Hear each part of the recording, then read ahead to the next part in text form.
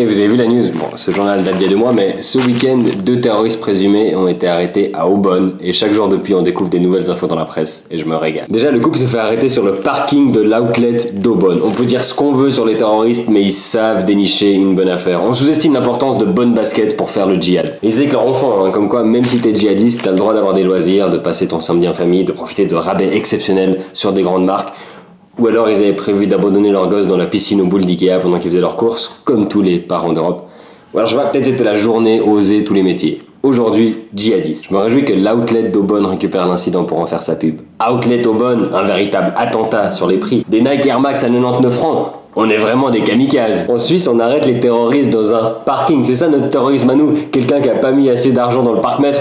En plus, je suis sûr qu'ils étaient sur une place handicapée. Bon, un instant, on a vraiment cru à un attentat parce qu'il y avait des corps maculés de sang, des grosses taches rouges, du jaune, des tripes. Mais en fait, c'était juste les mannequins dans la vitrine des iguales. Et c'est pas une blague gratuite, parce qu'il y a vraiment une boutique des iguales à l'outlet d'Aubonne.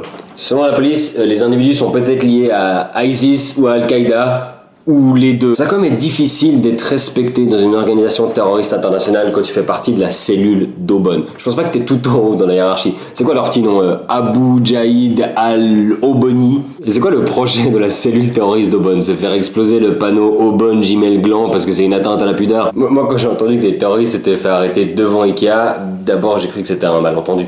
Ah non, moi j'ai pas crié Allahu Akbar, hein. Je parlais de la table basse, Plaukbar. Ils ont découvert des explosifs dans la voiture, bon mais comme c'était devant Ikea, je pense qu'ils ont pas réussi à assembler une bombe parce qu'il manquait une pièce. D'ailleurs quand ils ont arrêté un terroriste, il y avait encore le crayon miniature sur l'oreille. Déjà avec les tartes à la merde, les armoires qui tombent sur les enfants, maintenant les terroristes dans le parking, moi j'ose plus mettre les pieds à Ikea, hein. Ça fait chier parce que j'avais besoin de nouveaux rideaux. Merci Daesh, hein. Imaginez juste un instant les badauds qui sortent avec les sacs pleins de commis puis qui voient débarquer 8 bagnoles de flics. Toute chose Jacqueline, je suis sûr que t'as encore laissé les phares allumés toi. Et tout un attroupement, pour eux c'était le meilleur samedi de leur vie. Déjà ils ont acheté un matelas puis en plus ils ont l'arme fatale Aubonne en live. Le 20 minutes nous a même fourni des vidéos de lecteurs reporters sur scène.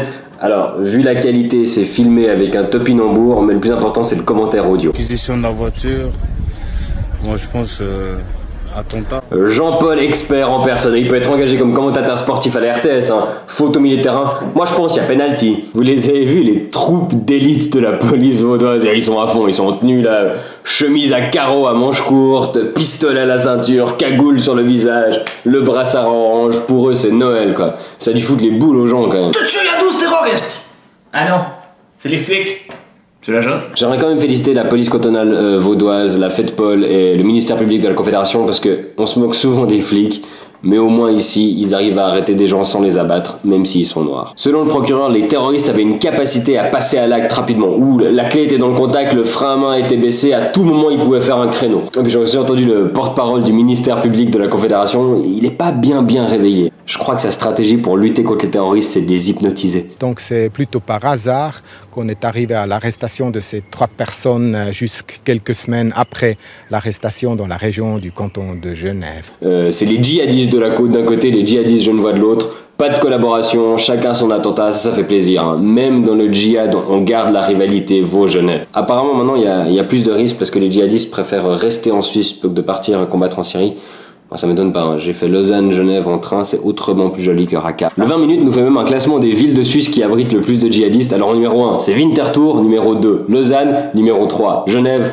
On a gagné, c'est numéro 4, Bienne, et numéro 5, Arbonne, en Turgovie. Ouf, ça je m'y attendais pas. La Turgovie, ils ont l'armée, le festival de Frauenfeld et les djihadistes. Bien joué les gars. En tout cas, cette histoire bouscule un peu la paisibilité d'Aubonne. Je suis allé voir les 3 dernières actus sur Aubonne. C'était Aubonne, un EMS pour 2022. Aubonne met un terrain à disposition pour l'abattoir. Et pas de demi-finale de coupe vaudoise pour le FC Chêne Aubonne. Dire qu'Infrarouge a fait une émission sur le terrorisme cette semaine, ils vont pouvoir faire un nouvel épisode. Moi je vois déjà les chapitres. Hein.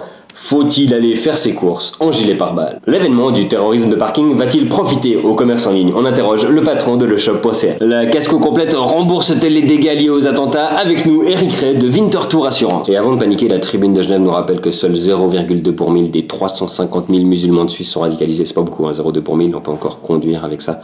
Et il souligne aussi qu'ils ont tous en commun un faible niveau de formation, du chômage, des problèmes psychologiques. Le meilleur moyen de lutter contre la criminalité, c'est d'aider les plus fragiles, c'est pas de stigmatiser ceux qui n'ont pas le même Dieu que nous. Surtout que parmi ceux-là, je pense que la plupart, ils vénèrent le même Dieu que nous, Roger Federer. Bon, j'espère que ces quelques bêtises vous ont détendu et fait rire un peu. Parce que si on peut pas rire de ce qui nous fait peur et de la mort, bah à quoi ça sert l'humour? Allez.